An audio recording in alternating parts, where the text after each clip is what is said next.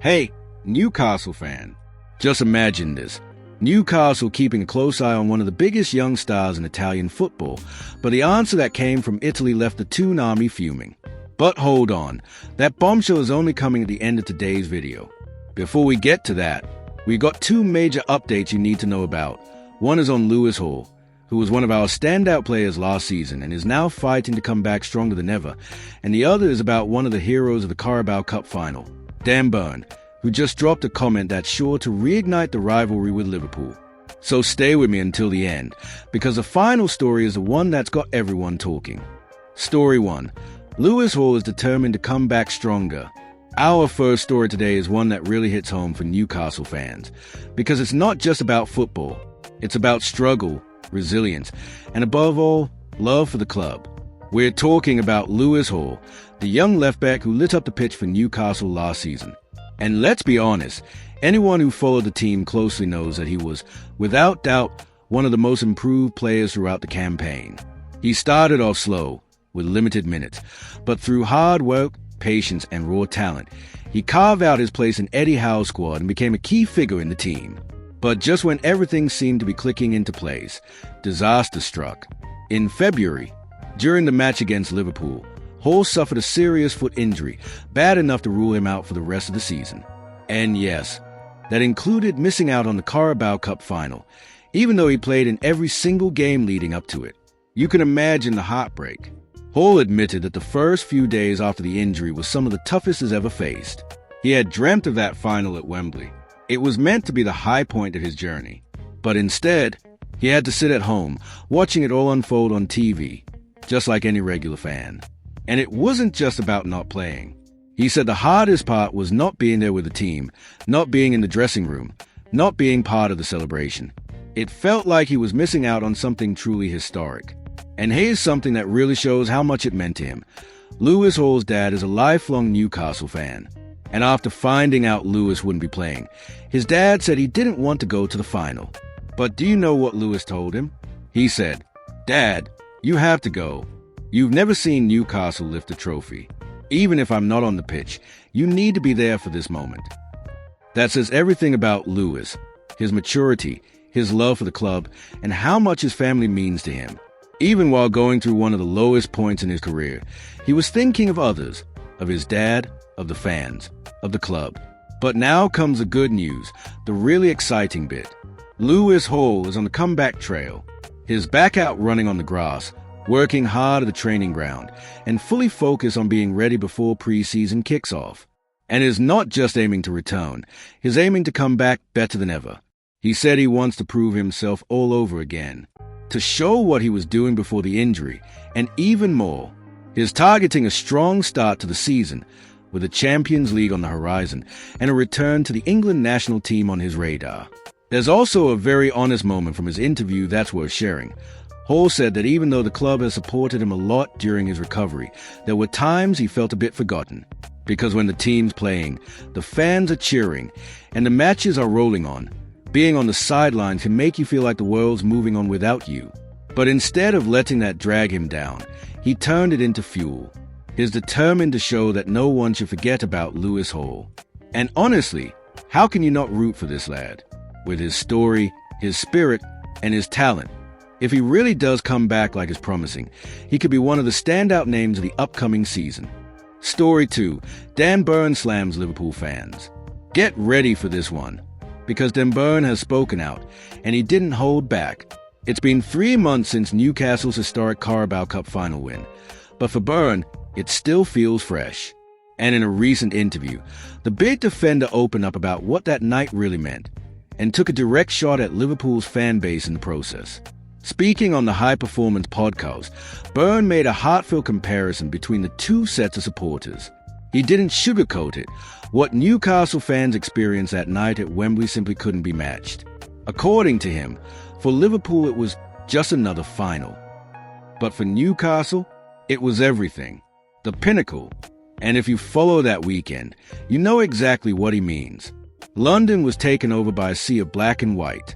Covent Garden, Trafalgar Square, the streets around Wembley, all packed with Newcastle supporters, many of them without tickets, who came just to be part of the moment. just to sing, just to feel it, just to belong. Byrne said that win, that trophy, wasn't just silverware. It was the end of a long, painful wait. 70 years without a major domestic title. 70 years of jokes, of near misses, of hope turning into heartbreak.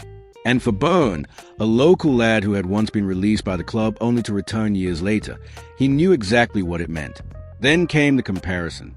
Despite showing full respect to Liverpool as a club, Byrne made it clear that, emotionally, that final just didn't mean the same to them. He said, for them, maybe it was just another final. For us, it was everything. And let's be honest, he's got a point, doesn't he? Liverpool play in finals almost every year. For them, it's normal. But Newcastle? We're talking about a one-club city, a fan base that lives and breathes football, and a people that have been starving for glory for generations. And Byrne didn't stop there.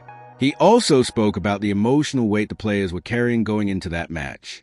He admitted that, although no one talked about it at the time, everyone felt the pressure, the burden of a 70-year drought. It was like a cloud hanging over the team. Because this wasn't just about winning for the club. This was about winning for an entire city. For fans who had never seen their team lift a trophy. So when that final whistle blew, and when Byrne himself scored the crucial goal to start the party, he knew that moment would live forever in the hearts of every Newcastle supporter. And he wasn't the only one who felt that way. Alan Shearer, the greatest legend in the club's history, also got emotional about the whole thing. He was there for the victory parade in the center of Newcastle, and later revealed that seeing 150,000 people packed into the streets, all wearing black and white and chanting his name, was one of the most special moments of his life. In Shearer's own words, even if Newcastle win more trophies in the future, like Chelsea or Manchester City have, none of them will feel like this one. The wait was too long. The emotion was too intense. And that says it all. This wasn't just a cup. This was a roar that had been stuck in the throat of a city for decades, finally released. It was the kind of moment that turned Dan Byrne from a regular player into a club legend in a single night. And you know what? If this team keeps playing with this kind of passion, backed by a fan base like this, hungry like this, more trophies will come. But nothing will ever shine quite like that night at Wembley. Story 3. Exclusive. Atalanta makes final decision on Giorgio Scalvini's future amid Newcastle United interest. Newcastle United has been strongly linked with a move for Giorgio Scalvini, the 21-year-old centre-back regarded as one of the brightest young talents in Italian football. However, according to investigations by Newcastle World, Atalanta is not willing to sell the player at this time. Despite rumors ramping up in recent days, including reports that Newcastle scouts have been watching Scalvini following his recovery from a serious knee injury, the Italian club is standing firm. Scalvini is not negotiable right now. The defender, who has already earned 8 caps for Italy's senior national team, faced a tough 2023-24 season. After returning from the ACL injury, he managed just 6 Serie A appearances before suffering a shoulder injury that required surgery, ruling him out for the rest of the campaign. Still, his talent continues to attract attention from Europe's biggest clubs.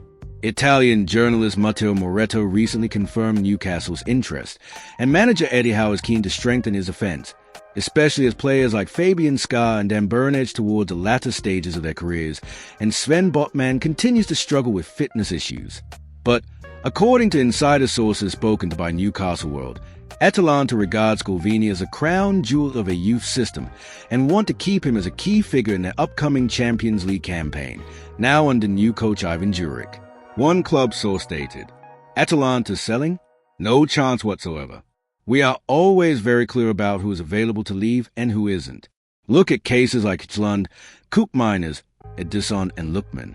But Scalvini is different. He is not for sale." So, even with Newcastle still active in the transfer market and pursuing reinforcements following a rejected bid for Anthony Elanga, the chances of landing Scalvini this summer are virtually zero. Atalanta want to keep him, and they are making that very clear. So, Toon fans, do you think Newcastle can still turn this around and snap up Scalvini from Atalanta? Or is it time to focus on another target? Drop your thoughts on today's 3 stories in the comments below. Don't forget to like the video if you enjoyed it. Subscribe to the channel and hit the notification bell because there's plenty more coming, and you won't want to miss a single update from the world of Newcastle United. See you in the next video.